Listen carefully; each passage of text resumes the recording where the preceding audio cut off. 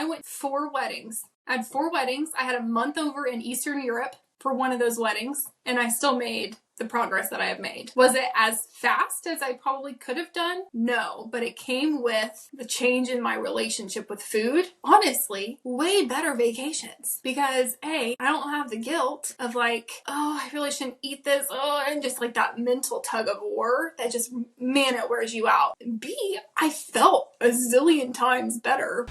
All right, welcome to the Fit Vegan Podcast. I'm your show host, Maxime, and I'm the founder and CEO of Fit Vegan Coaching, a company that is on a mission to help 10,000 people get lean, thrive, and reduce their risk of chronic illnesses by 2033 and 1 million by 2050.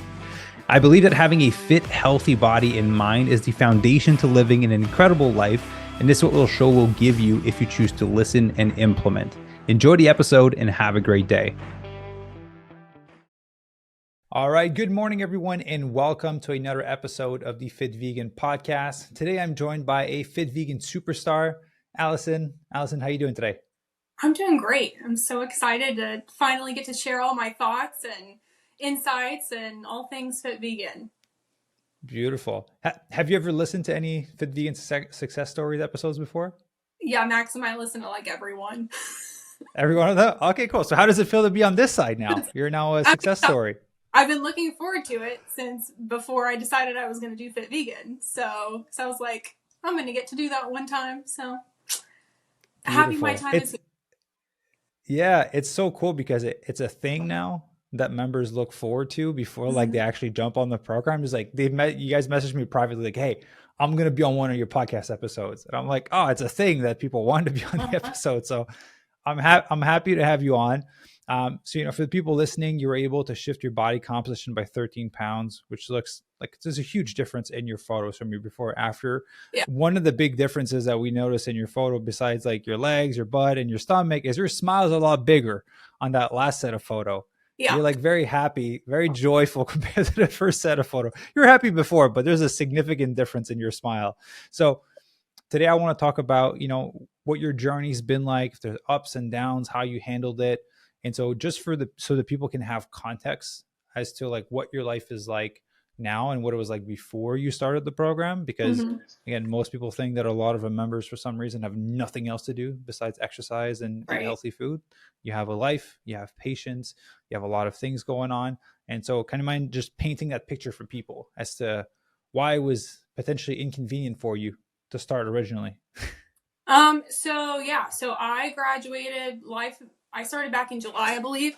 Life then, I had just gotten done graduating from my nurse practitioner school. So I was in the midst of trying to find a job. And then also I'm a military spouse, so my husband is in the Air Force. We were going to be moving in the end of September. So I was in the process of kind of packing up the house.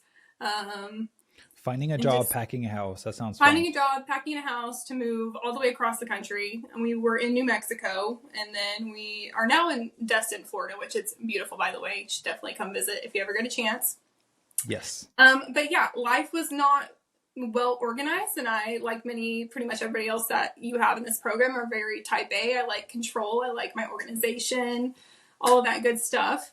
And so life was a little bit more chaotic than I was used to because lots of it was a big transitional period, which it's interesting to me that I chose to do this program during a very big transitional period in my life. So it's the best time, to be honest with you. It really was. And I'll get into all my other thoughts later, of course, but, so we went from that and then moved to Florida. Now I have 2 different jobs. So I have 2 different part-time jobs that I do, where I go see patients in their homes and do kind of like preventative health visits. And then I also just started at a pain medicine clinic. And so I do one job 2 days a week. I do another job 2 days a week. And then I do all the other regular day-to-day things, I guess you could say. Yeah. Busy. I stay busy. Yeah. And so what brought you to the place that you kind of wanted to do the program, even though you were in this big transitional period? So just a quick backstory. So the reason I even went vegan was my husband, Nate. So he had gotten diagnosed with Hodgkin's lymphoma back in 2019. That was kind of like our oh shit moment. Like we need to figure it out. I was fortunate enough. My mom has always been a health nut, and she had started kind of in the whole food plant based sphere, and so she was like, read this book, and it was How Not to Die by Dr. Greger, and that was life changing, and we've just tried to catapult from there. Through that journey, I had through Nate's cancer journey, which he's doing great, by the way. He'll hit 5 years remission in December of this year. So beautiful. Yes. But through that journey, I've always been kind of known like as the fit friend, or as like the healthy friend. Like coworkers would come to me, they'd be like, Allison, this is going on. What do you think I should do? Because they just know that I read all these books. It's like a hobby of mine, I guess, but really it's just like life. It's a passion. It's what I want to do. I want to be a lifestyle medicine provider.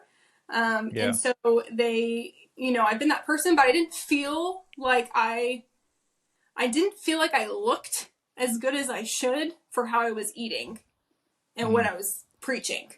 So it's kind of like that street cred thing that you talk about, where it's like, I need to look like I'm fit and healthy, and I'm like, vegan, quote unquote, how one should look. And I didn't look bad. Like I definitely didn't look bad. Thought you looked great before. Yeah. It's interesting. I always think, I was like, man, these photos suck. I was like, these photos, I look better in person than I do in these photos. But now it's kind of a different twist, because I'm like, okay, well, if I look that good in photos, then how good do I look in person, right? Just a little touch of narcissism coming through. That's all right. We all have it. Everyone likes their photos at the end. Yes. But I just, I wasn't as good as I felt like I should look. And even my husband, Nate, he's like, I see how good you're eating. Like, he's like, babe, I don't know anybody who eats as well as you do. And he's like, and I can see that you're not 100% happy with where you're at. And he was like, so. Oh, he worded that properly, to not sleep on the couch. Well, yeah, he did. He's wonderful. Nate is wonderful because he's part of the solution, but he has also been part of the problem in the past. So I like to call it, like, when he went through his cancer journey, I probably got my heaviest, which was like 164.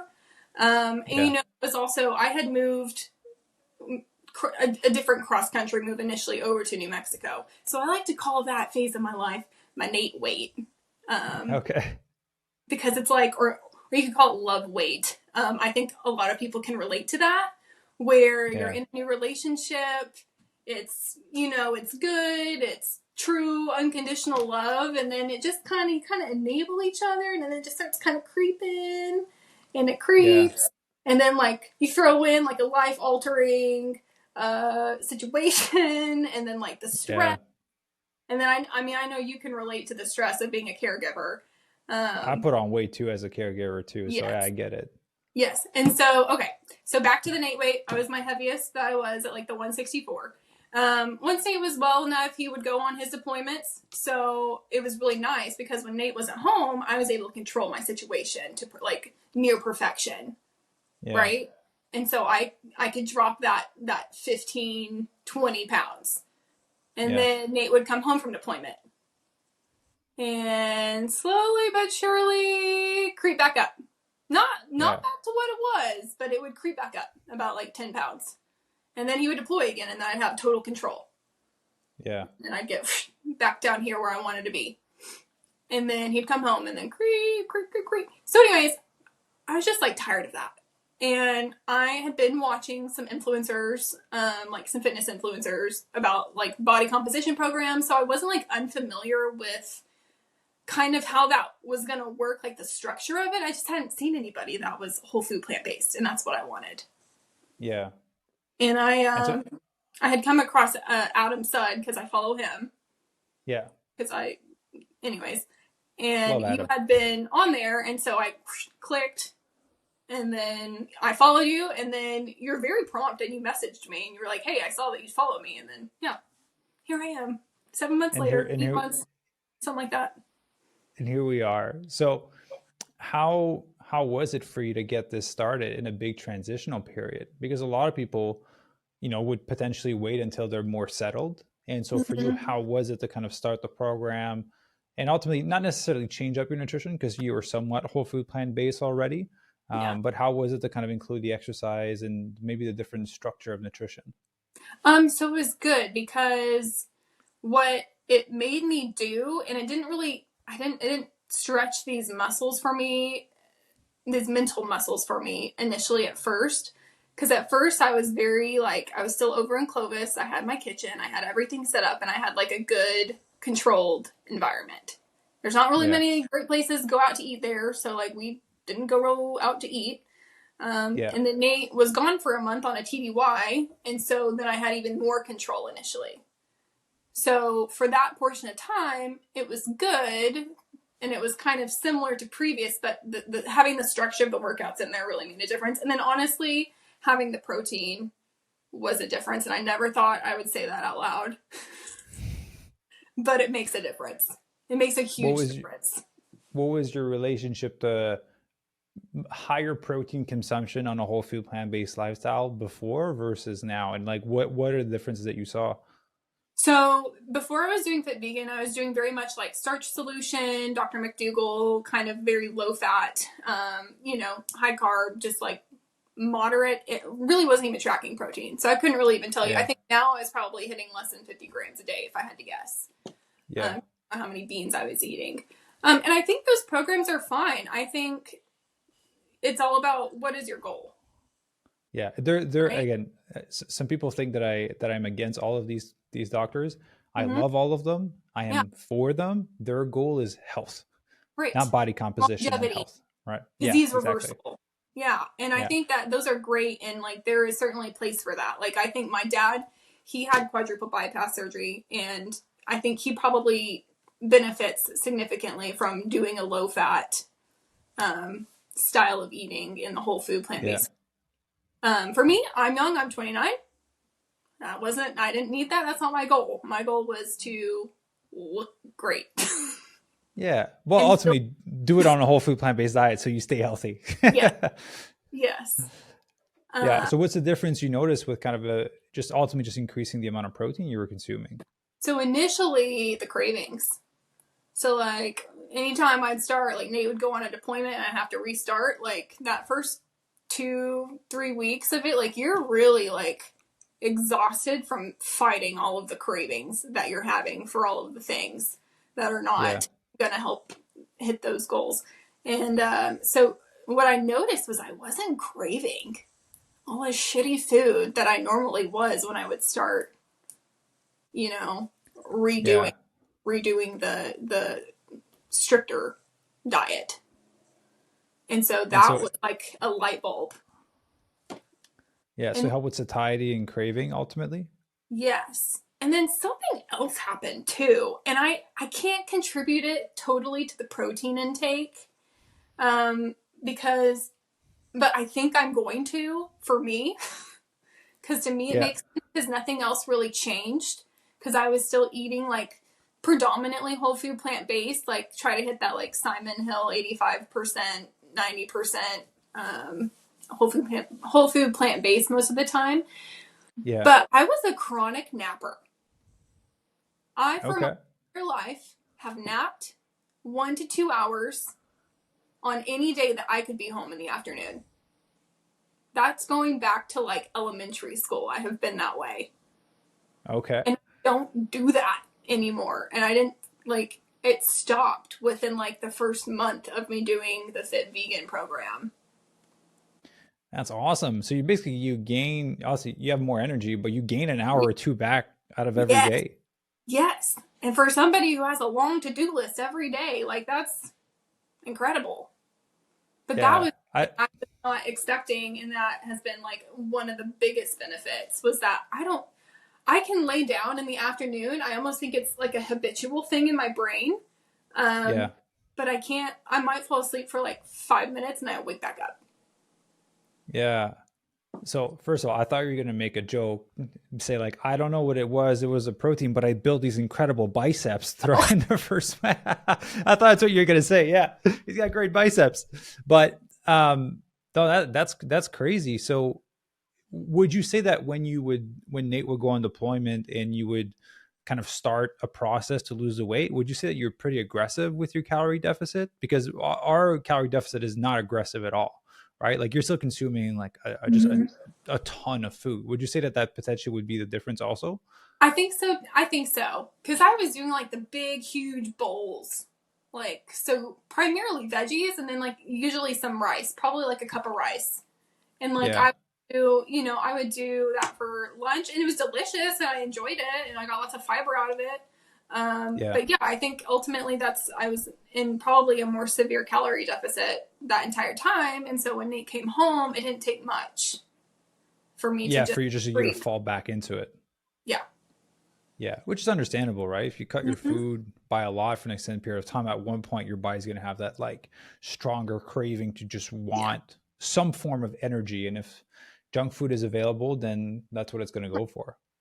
Right. But to be honest, I wasn't tracking it, right? So I was kind of burnt out. I didn't really want to track my calories. Yeah. I track all that stuff because I'd been there, done that, and was like, Yeah. I don't have to do that. They tell me I don't have to do that. I'm not going to do that. But I So needed how to does do. it feel? So how I does it feel now to kind of have a meal plan and have a bit more guidelines? it's good for somebody who loves rules. Like it's good, and it's not such a stringent process. Like it really is flexible. And I think one of the other really great things that this program has done is allowed me the luxury of time, and then the luxury of imperfection. Yeah, that's a And good one. those really play quite a role together. Yeah. Well, luxury of time. I didn't know we were going to give you 2 hours back of every day. That's a significant amount of time, more than most people gain back. So I'm happy that you got that because Well, that's a huge that's a huge amount of time. yes, well, luxury of time in that sense, but also luxury of time is like I'm not doing some crash program where I'm like I have to lose 15 pounds in like 6 weeks, or like this was not worth it. And then like with that Yeah. kind of mentality comes the perfectionism. And then like when you ultimately fail because it's not in any way sustainable, like you just completely go off the bandwagon. And then there's Yeah. binging and indulging and then just like yeah. Yeah. So with So, the luxury of time, like I don't have that. Like I don't have that like you have to be perfect or you're gonna just screw this all up. and if it, would you find that as a big like reliever of stress to not have that? It is freed up so much like headspace around my relationship with food, like so Yeah. much, because I know that if there's going to be like a weekend or an event or something like that where I'm not going to have control or even a little bit of control, like, and I'm just going to have to go with the flow and be flexible, like I can do that and it's going to be okay because I have time to like just get back on track. There's Yeah. not that, because this is the rest of life, right? Like that's what this program's ultimately doing is you don't you don't want it. You're not setting up a program for people to fail eventually and then have to come back. You're doing it for them to be able to progress on. Yeah. I'm doing it to see none of you guys once you're done. All right. I love all of you guys, but the point is to not see you after you're done. And I love that you shared that because I told you I recorded a few podcasts today. One of them was Mm-hmm. with Brendan this morning, and Oh he no. said the exact same thing. It binge eating, and he was like, "Man, my relationship with food is like way better than it used to be." And it's like that relief of stress that it doesn't have to be perfect the whole way through. That it's Mm-hmm. not like a crash diet where you have to train 2 3 hours a day and eat 800 calories a day to be able to lose the weight that you want to ultimately. I Yeah. would So point out on yeah, the topic of luxury of time, and sorry, Maxime, you didn't know you were going to get all these thoughts today. it's Um, perfect. um, so I would like to point out I went to 3 weddings. Sorry, 4 weddings Yeah, during this. you had a period we had a bunch of them. I had 4 weddings. I had a month over in Eastern Europe for one of those weddings, and I still made the progress that I have made. Was it as fast as I probably could have done?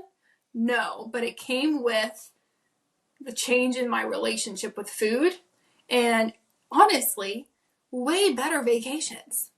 Because Yeah. A, I don't have the guilt of like, oh, I really shouldn't eat this. Oh, and just like that mental tug of war that just, man, it wears you out. It wears you out so Yeah. much. And then B, I felt a zillion times better because when I did eat things that were more indulgent, I wasn't just like pigging out.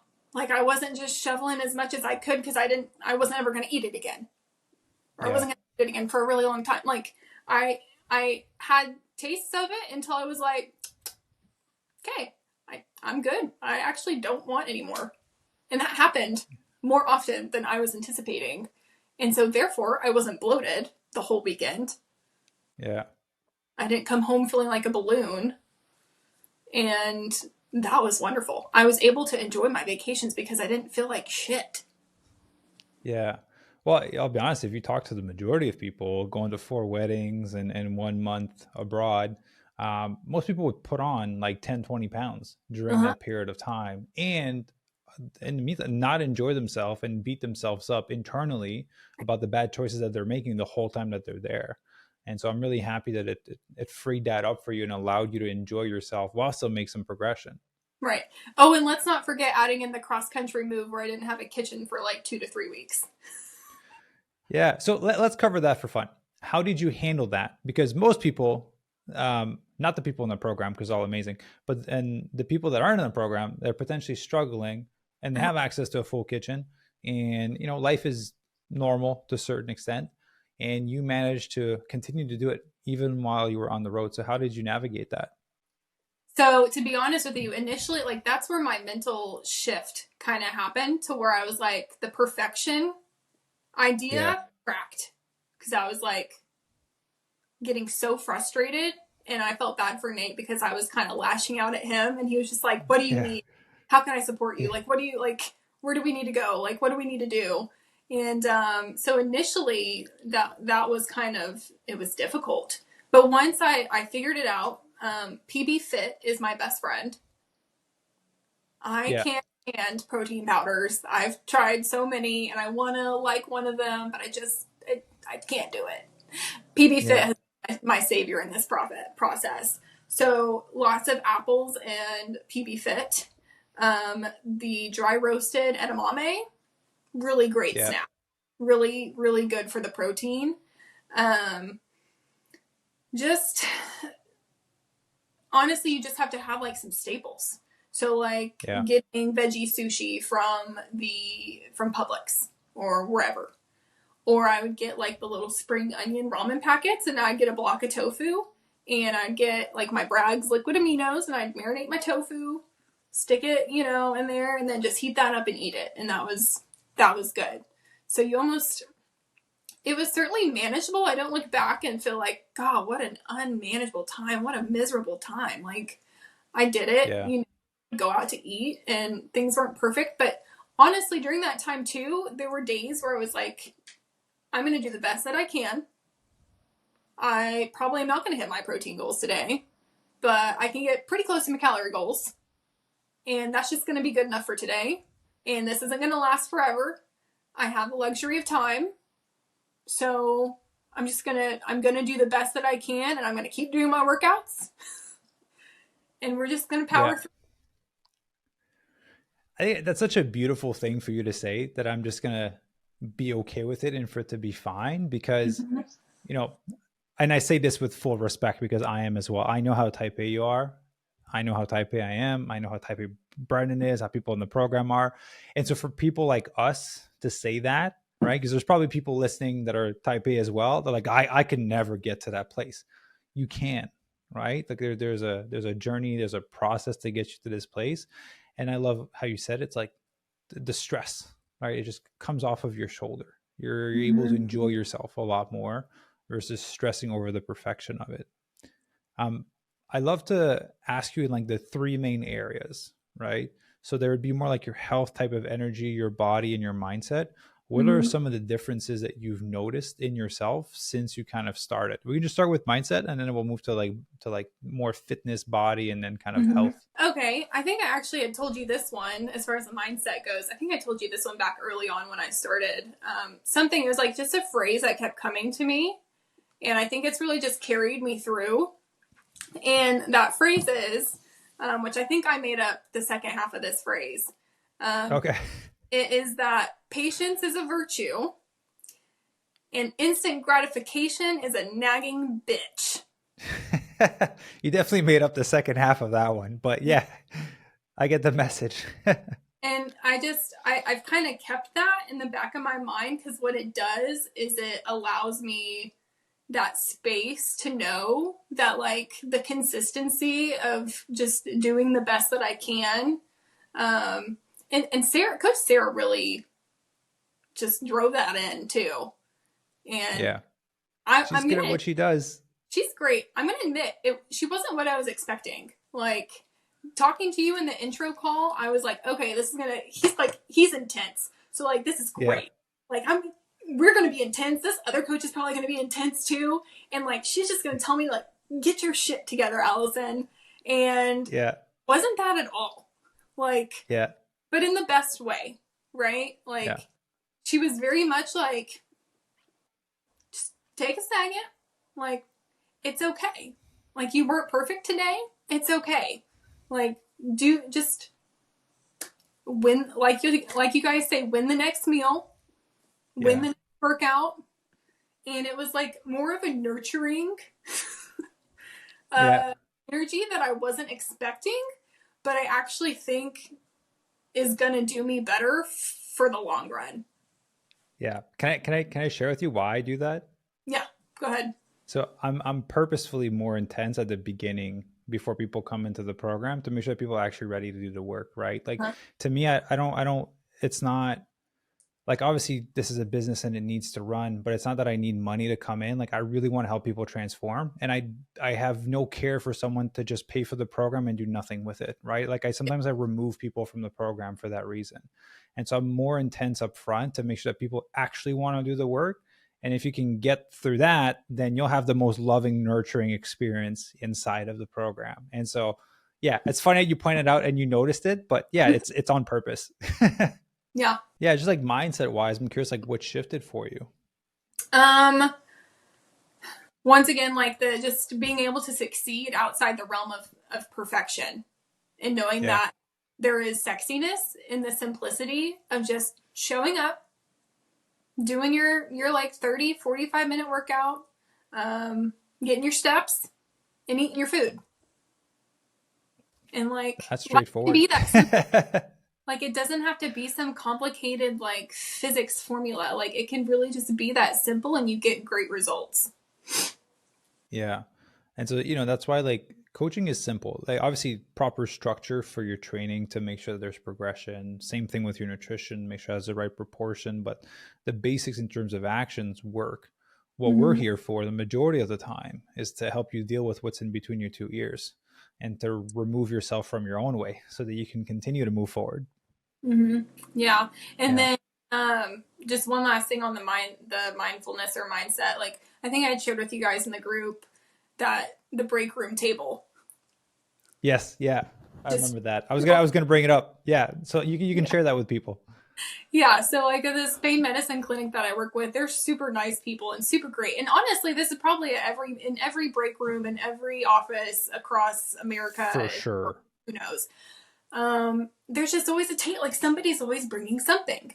And, like, in the medical field, like, there's usually, like, drug reps who are bringing goodies to, like, just be like, hey, tell you about this drug. And a little bit, or a lot of it. I don't really know the legalities on all of that technically, but no, but I said it. You didn't say anything. But okay. They're bringing donuts. And so, there's just, like, all these baked goods, or somebody's having a birthday and there's cake. And, like, let me tell you, Allison, I am a cake kind of gal. And the wonderful thing, though, is that I have been able, like, there was a day and there was a cake and there was chips, and I'm a chip kind of gal too. I can be. I'm not anymore. Not, you know, Yeah. well, I shouldn't say not anymore, but like there's a You have better control over it. there's a better Yeah. relationship with it. There's not a binge relationship with it because I'm never going to get it Yeah. again. But being able to walk, so I have to walk past this break room table from my office to the patient room probably 100 times a day, right? Yeah. And the old Allison, like, she would have grabbed. She would have grabbed. She would have said, ooh, ooh, ooh, ooh, gimme, gimme. Yeah. But fit vegan Allison is able to walk past that table 100 times, not really think about it, and then at the end of the day go, huh, look at that. I walked past that table 100 times today, and I didn't really even want, like, I didn't want to grab it because I just knew that I wasn't going to feel Yeah. good. Like, Yeah. it wasn't even that I was craving it and I was just having that same old mental tug of war. It literally, I was just like acknowledging that it was there and was like, oh, Yeah. that's somebody brought that. I don't really want any of that. I'm not gonna feel good if I eat that. So Yeah. Must have been an empowering day to see what? that shift in yourself, because that mental tug of war is real for a lot of people. I think that's like one of the biggest. I mean, that was the biggest.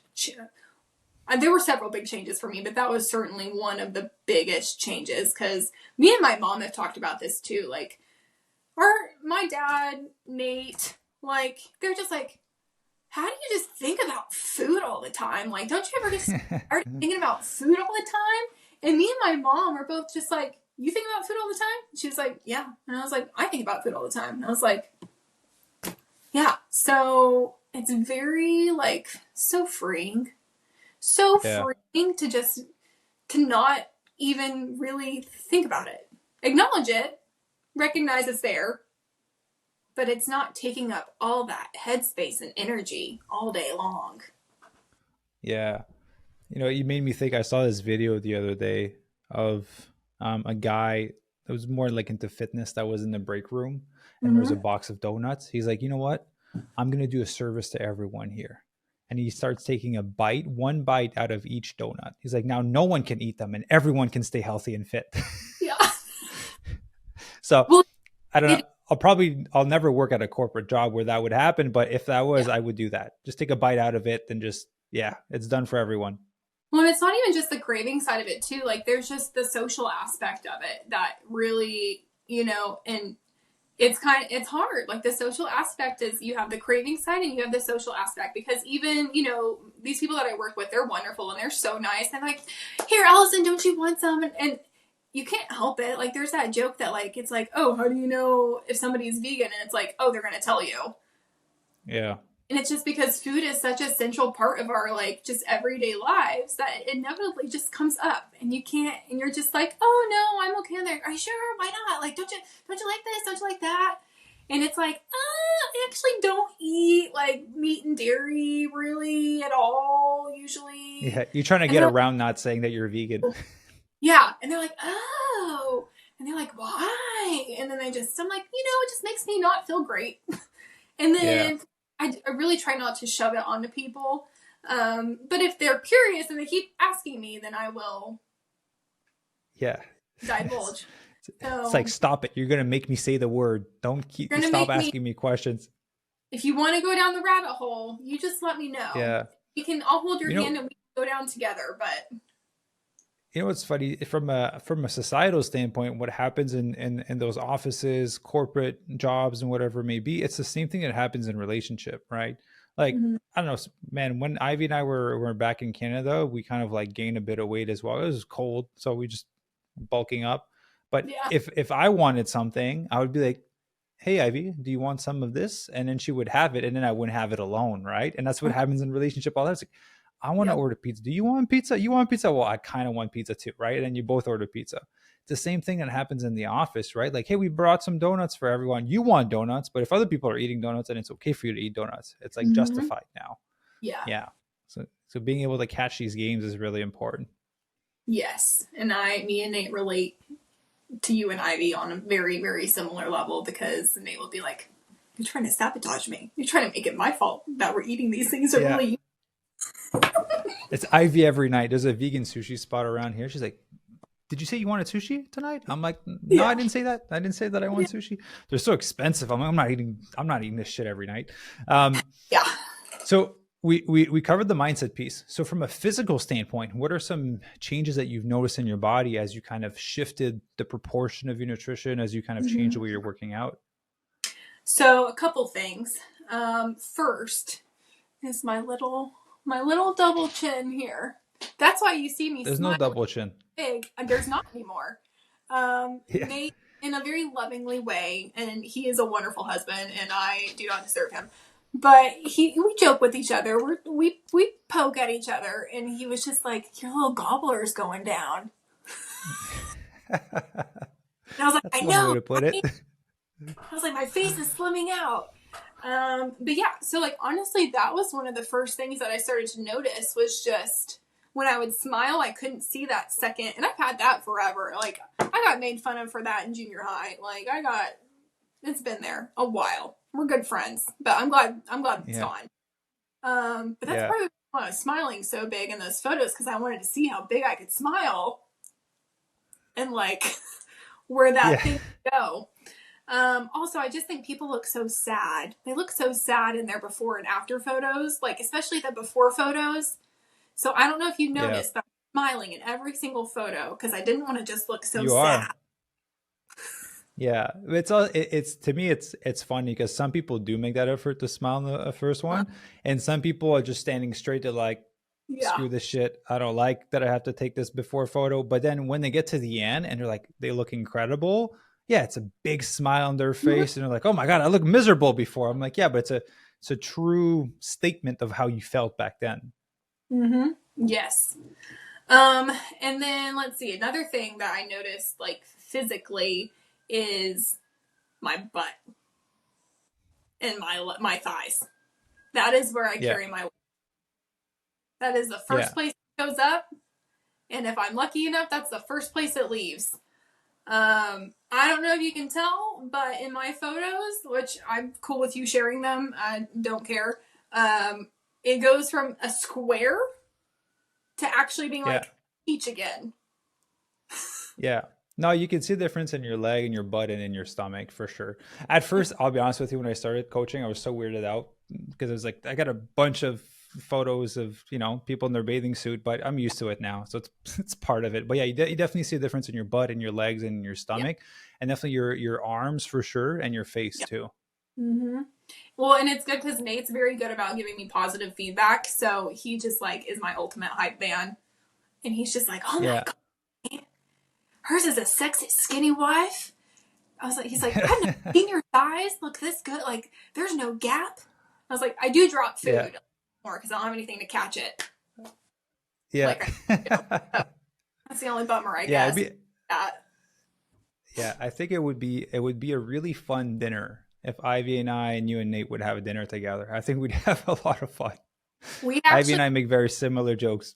yes, yes. We have a really great new vegan restaurant. So, I mean, I know you're not doing the Ironmans anymore, but if you decide you just wanted to do the Panama City one for fun, Nate's doing it too. Yeah, He's no, yeah. Well, when I go to Florida, I'm definitely Tony Robbins has a few events this year in Florida again. uh huh. So I'm gonna go back to some of them, but we'll organize something for sure. Yeah. I'm trying to connect with more members in person this year. That's one of my Yeah. goals, to make it more like do more events, connect more with Mm-hmm. workouts, dinners, and things like that. So yeah, for the members listening, I'm flying across the states because I started my immigration process and I'm not allowed to leave the states. So I'm just gonna be flying in and out because I love to travel. We have the best beaches. White, powdery beach sand. Yeah, that's true. Yeah, our we're getting off topic, but our beaches are terrible right now because it's like there's flood and atmospheric storms, and it's terrible. Yeah. So getting back on the topic of your transformation, like what are some of the, just if you name me like the top like three main tools that were the most helpful for you. They could be something that we said, something that's like physically in the program, an aspect of your own journey. Like what has been the most helpful for you in this journey, just for the people to hear, but also it's good feedback for me as well. So first and foremost, taking photos and measuring. The Hmm. scale for me did not move much at all in like the Yeah. first couple of months. Like it was creeping by. And like even right now Yeah. while I'm reversing, like it's, which we can talk about that too in a minute because I got thoughts on that as well. But it just, but then you go and you look at my pictures from every week and it's like clearly things are changing. Clearly things are, Yeah. and then you measure and you're like, holy crap, I've lost an inch around my waist or around my butt in the last like 2 weeks. What is that? Yeah. So honestly, measuring in photos, arguably more important than the scale. Yeah, because Uh, if you gain a pound of muscle and you lose a pound of fat, it's going to show zero difference on the scale. yes. And then that goes back to the instant gratification piece of it too. Because it really just, you don't get that. The scale can like give you a huge dopamine hit or it can just really bum you out. So Yeah. I've I've still struggled with that throughout this, even throughout the whole program. And then now with the reversing, it's an interesting mental shift too. But every time I go to measure and every time I've gone to take a picture, I'm like, and the scale hasn't been moving. I'm like, Yeah. okay, we're making progress. That's okay. You're doing okay, Allison. And so, yeah, those have been like equally my hype person besides just my husband. Second is you gave an analogy like back at the beginning that really just resonated with me and has stuck with me, and I'm going to continue to think about it. But it's your paper towel analogy. Oh yeah. It Yeah. really is true. I don't know if you want to explain that one. Yeah, I can do it quickly. I've wasted so many pieces of paper towel doing this, but basically, if you grab a paper towel and you turn it sideways so you can see the thickness of all the layers, right? If I remove one sheet, do you notice a difference in the paper towel roll, right? Like realistically, you don't. If I remove another sheet, do you see a difference? No. If I remove 3 sheets, but if I keep going, eventually you'll notice that the roll is getting thinner, right? And so that's kind of the view from inside your body. As you do your workouts, as you do your nutrition, that layer of fat is coming in. You fortunately don't get an inside view of your body, right? Where you could see that layer of fat kind of getting smaller. But at one point, as you remove the sheets, it gets small enough that you visually notice a difference, right? There's a point, you don't know how many sheets it's in or how many like inches of fat you lose, but there's a point where there's like, oh shit, I see a difference in my hips, I see a difference in my legs, I see a difference in my arms. Yes. Yes. So much yes. So that one stuck with me really good. Let me see. I think there was probably one more tool. Oh, Like how sorry, go go ahead. for it. I was gonna say, as much as I really resisted it at first, and I think everybody's different. Everybody's different with their journey and their opinion, but like I didn't want to track anything initially, but I think deep down inside I knew I needed to. And so just I have had MyFitnessPal for over the years, and it just is, I've got it set up to where it's just got things and it's easy for me to track on there. And honestly, that's made a big difference because now I can not track it, or I can be somewhere where I have no idea what the food was made with, but I can probably get pretty close. Yeah. Yeah. It gives you a flexibility. I think honestly, that's what really helped me while I was in Europe for 4 weeks. Because I made progress while I was over there for a month. Yeah. And I didn't know what I was eating half the time. I didn't have the control of making all of my own food. Yeah, but it gives you that awareness, right? To kind of just roughly punch it in, especially when you're traveling. You're just like, oh, okay, I'm roughly at X amount of calories. I should kind of chill. Because if you just listen to your intuition, if you're sleep deprived or whatever it may be, you're going to be hungrier than what you should be consuming anyways. Yep. And that's what throws most people off track ultimately. Right. How are the group calls for you? Because I've seen you on a few of them. I really enjoy the group calls. I haven't been able to make as many of them as of lately as I did initially in the program. But I love them. I also just like to talk. So me and Barry, I feel like we're just kind of like taking turns raising our hands. Yeah. Well, it's perfect. That's what they're there for. So it's great. It was really helpful. It's that accountability. It's that when you're in that moment of you're like, am I gonna make the wrong choice in this moment? And then somewhere in the back of my mind, I was like, no, because I want to be able to say in the group call this week that, hey, I persevered through this tough decision, through this craving, through this day that I wanted to be lazy. But if I don't do that, then I get to go and put that as a win on my group call. Yeah. And everybody will be supportive of me, and that will be good. Yeah. Beautiful. Well, let's talk about reverse dieting. Let's talk about the last step of your transformation. So reverse dieting, for people not familiar with it, it's a process where we help you speed up your metabolism post transformation so you can like keep your body and eat more food. Psychologically, it's challenging because we're increasing the amount of food you're consuming, and most people have the fear that all the weight is going to come back on and they're going to look the same as they were or worse than when they started. So how has that been for you so far?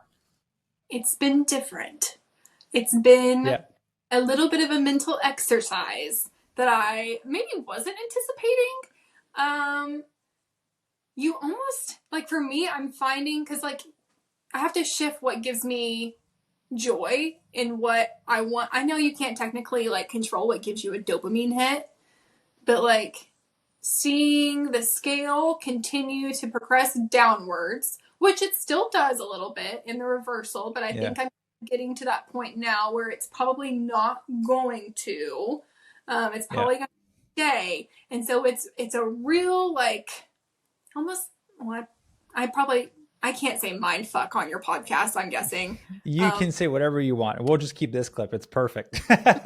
I swear on the podcast too, so it's okay. Okay. Well, anyways, it's that because I've been having to change from seeing that number on the scale not move or maybe go up just a little bit one week, and instead of going, gosh, dang it, crap, it's like, no, give yourself a little dopamine hit because you got to eat more food this week, and shift the focus, and it didn't move, or it didn't move significantly, and it moved in an expected amount. Yeah. And then I also just continue to do my workouts, and I continue to feel leaner. Like I feel more firm. I feel like I've been having these past like 2 or 3 weeks, like the scale is kind of just like dwindled, gone up just a little bit. But Nate has been like going crazy and saying, "Oh my God, babe." He's like, "Your legs look amazing." Like, so, like, he's like, "I've never seen your legs look like this." And so then I'm getting that validation, which is really nice. So that kind of helps too. But it's just making that shift to like, okay, no, this is good. I'm eating more. I have more flexibility. And this is good. This is a win. So does that make sense? Yeah. No, absolutely it does, right? It's shifting that focus to what you feel should be rewarding you. Because at the end of the day, the number on the scale, again, it's just a number on the scale. And I'll be honest with you, if you step on 5 different scales, you get 5 different numbers to a certain extent. And so the measurements are important because it's directly correlated to like your specific body, how your clothes fit, how you look when you are, say, in your bathing suit, how you feel in your body, like that feeling of tightness in your stomach and in your arms and in your legs. I love that feeling. It's my favorite thing, right? There's a feeling when you feel pudgy and you're just like, it's kind of gross. There's a feeling of tightness, like that's the best.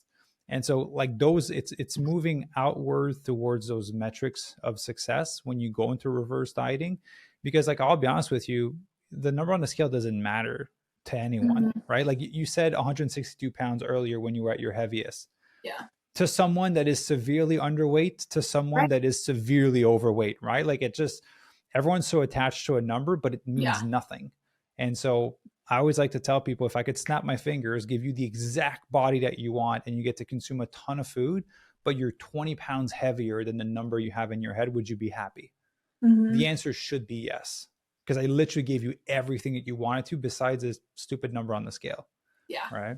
Yeah. And so you're getting to the place where you're starting to become detached from the number of it and more focused on how you're feeling and how you're showing up. And that's the beautiful part. It is. Maxime, we went on like our Valentine's Day dinner the other day. I almost can find like a skirt to wear. And what's crazy is that I bought these skirts with like when Nate initially got home from his deployment, which means I was at like my thinner weight when I bought these skirts. And that weight was probably only 2 or 3 pounds more than what I am right now. Yeah. But they don't fit. They're huge on me. Like they almost fall off. I'm gonna have to donate them. Yeah. That What a just, hard problem to have. You have to go shopping. I know. I love spending money. But yeah, it's just that blew my mind the other day. I was like, I literally bought this when I was at like my previous skinny Yeah. whatever. And now they like don't even they're not even close to fitting. Like I can't wear these. I need to donate them.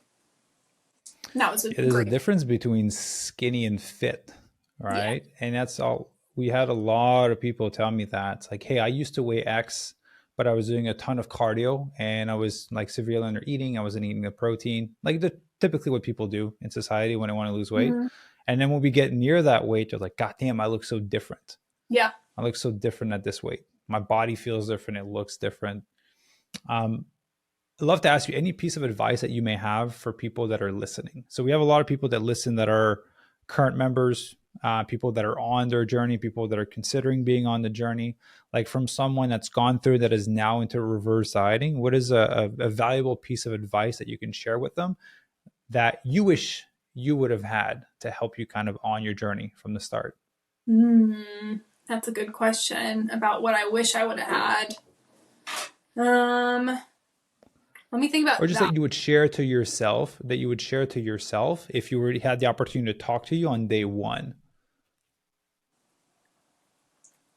Or I'll add a twist to it while you're thinking. If you had the opportunity to talk to Allison before she did all those yo-yo dieting, Uh-huh. all these yo-yo in weight, all these attempts, what is a piece of advice that you would share to this person to get her to do it right the first time? Which is what I believe we're doing with you now. That's a good way to structure that question. Um, I would probably tell her it doesn't have to be so complicated. You don't have to beat yourself up. You don't have to be so mean to yourself. There is a beauty in the simplicity. I would tell her to find whole food, plant-based diet way sooner. Yeah. Unfortunately, me and Nate always say like his cancer was like the worst thing that happened to us, and then the best thing that happened to us because Yeah. it captured that change. Um, Yeah. and then I think just honestly, and I think people say this all the time, is just be nicer to myself, be more patient. Um, and then honestly, like I really like this. I think it's like a James Clear wrote it in his book, Atomic Habits. And something that else has like carried me through is just 1%. Be 1% better than you were Yeah. when you last did something. And that's with my workouts. I try to do that, especially. I'm like, even if I'm not Yeah. feeling it today, I'm like, okay, even if I don't do better on this workout than I did last time, on this rep, I'm gonna do 1 rep more. I'm gonna be 1% better. Yeah. And it's kind of nice because the Fit Vegan app actually tells you how much percentage better you are than your last workout, so that helps in that sense too. But yeah, just Yeah. trying to be that. You don't have to make like huge, like exorbitant strides. You can take small 1% improvements every day in different areas, and that's really going to just compound and give yourself time, and it'll happen. Like you're gonna get there. Well, it's beautiful. So be kinder to yourself. Don't over complexify the Mm-hmm. process. Just focus on getting 1% better and ultimately just stay consistent with the whole Yeah. process, right? And I agree with you. These experiences are what made you innate who you are and where you are today. And then same for me, like I had to lose Jen and go through that process because ultimately we wouldn't be here talking if it wasn't Right. for that. All the vegan success stories, all that, none of that would exist if I didn't go through that. And so as much as sometimes we want to beat ourselves up for like, man, I tried losing the weight for 10 years, 20 years, whatever it may be, then it was made to happen this way because eventually it'll bring you to the place where you were before you got started of like, I just want to do this right. I just want to Mm-hmm. solve this once and for all. And so I'm proud of you for getting to that place at a young age, right? Because like a Mhm. lot of our members are like 50, 60, 70, and 80 Yeah. years old. So a lot of people think we only work with people in their 20s and their 30s. The majority of our members are between like 45 and 80 years old. Right. Well, and to be honest with you, I mean, I had a couple of reasons for wanting to do Fit Vegan. So, I mean, first and foremost, 100% vanity. I am a vain person. I'm a nice person. I'm a kind person, but I am a vain person. I want to look good. And then second of all, Well, it's like, not vanity. I think it's just standard. I would change the language. I'd say it's more like you have a different standard for yourself. Yeah. I have it. Okay, that's good. I like that, Maxime. That makes me feel like a little less of an asshole. Uh, and then like secondly, like, me and Nate we want to start a family soon. So gosh, I just feel like there's so many women out there who are just like, well, I'm gonna have kids, I'm gonna get pregnant, my body's gonna change. So like, why would I do it now? Like, I'm just gonna wait. My body's gonna be wrecked, blah blah blah, whatever, and I might as well just wait until I have all my kids. Well, I am very much like, I try to live a very proactive life when I can, and so I see that coming down the pipeline, and I'm like, why would Yeah. I not want to create an environment for my future kids where they're growing and they just in the healthiest possible environment that I can create in the manner that I can control, because that affects like generations down the line. Like my Yeah. grandchildren will have things to in their DNA from based on what I did during my pregnancies. Yeah. And the habits that you will pass off to your kids that will pass off to their kids, right? Like Yes. like a lot of our eating patterns when we were younger were affected by our parents because they very much Mm-hmm. were in control of our environments and our food choices. So hey, there's nothing vain about that, because I'll be honest, again, we've coached a ton of people throughout the years. I've had a lot of women come and be like, I just want to be the hot mom, right? Yeah. So you're not the only one. It is a thing that people MILF. want, but Yeah. ultimately, yeah, exactly. So and ultimately, like again, by you being able to build these healthy habits, your kids definitely see that, right? Yeah. Because I was coaching. She's a dear friend of mine now, Bobo, who lived in Whistler.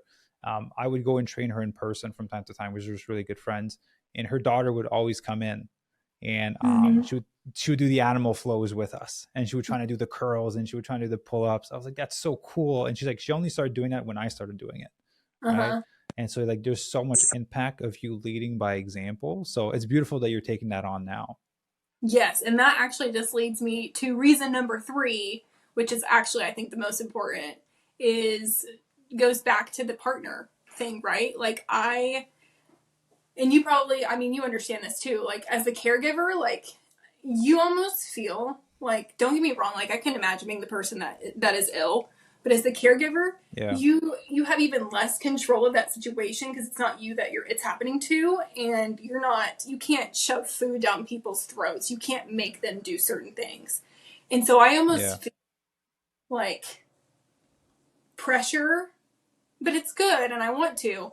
But what I do is going to affect Nate's habits, For because sure. Directly. so I have pressure to lead by example, because I Yeah. want Nate to be around until I'm like 95, right? Yeah. And it's like it always just lives in the back of my mind, and I'm sure in his too. But like, what's Yeah. usually the risk for developing some kind of chronic disease is that you've had it before. Yeah. And so that just stays back here, and it stays a part of my motivation to be like, I want to eat this way. I need to be the best that I can, and I need to just absorb as much knowledge and information as I can so that I can make him have the tools and have the what's the word I'm looking for? Like the accountability, like kind of like an accountability partner, just to make it as easy Yeah. for him as possible to be as healthy as possible, right? Yeah. Yeah. I think it's something that's very unique to caregivers if they've had their partner go through it. Like I had my grandfather go through it and it wasn't the same.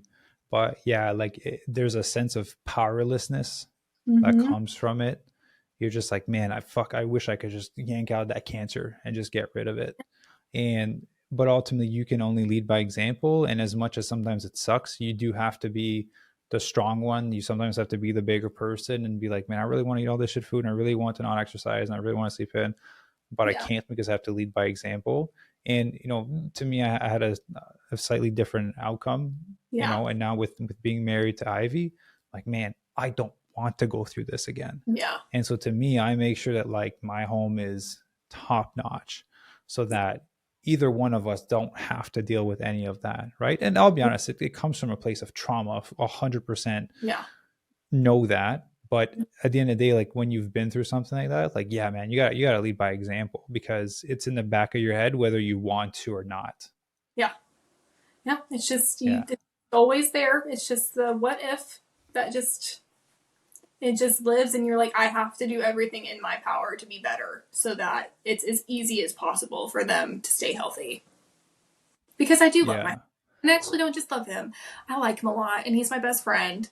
And I just want him to hang around until we're like 95 years old, and he can just keep making me laugh. Yeah. Beautiful. And he can go after 95. I joke with Ivy all the time. It's like, I'm gonna live until this, and then after that, it's okay. I'll be too old. I'll remember. Yeah. So, Allison, one question I want to ask you is like, has this whole process been worth it for you, right? In No, terms of not necessarily the program, but in terms of like taking us on the way that you currently have with the structure that we provided for you.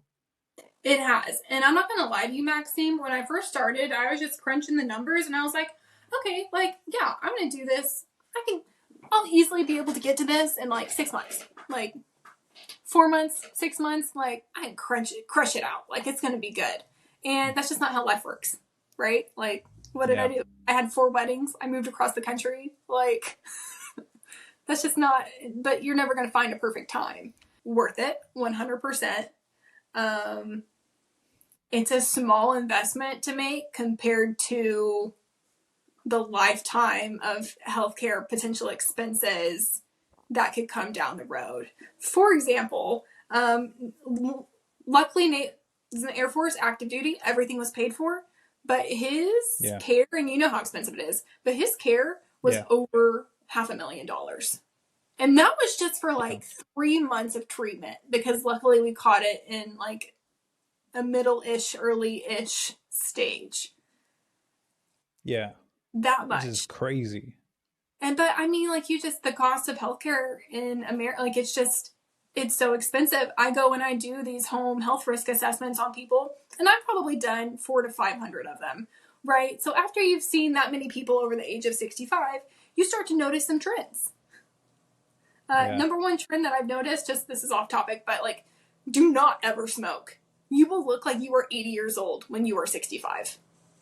But on the contrary, if you don't smoke and you take relatively good care of yourself, you can still be driving at 93 years old.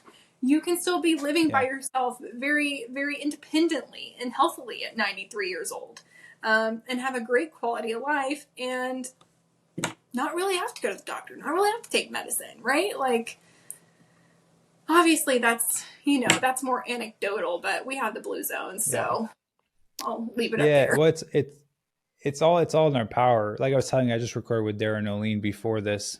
People listening are going to be like, oh my God, these podcasts are coming out at different times, right? So I record a bunch of them in one day, and then I batch them. But yeah, he was like, yeah, it's in your power, right? The things you put in your body, the things you put in your house, what's in your environment, you have full control over it. So I really appreciate you sharing that. And Allison, I want to say massive thank you for jumping on the podcast. It was a pleasure chatting with you for longer than we do on the group calls. I'm happy we got to connect. And yeah, once Ivy and I are in Florida, we'll definitely let you know for and organize a dinner and a workout.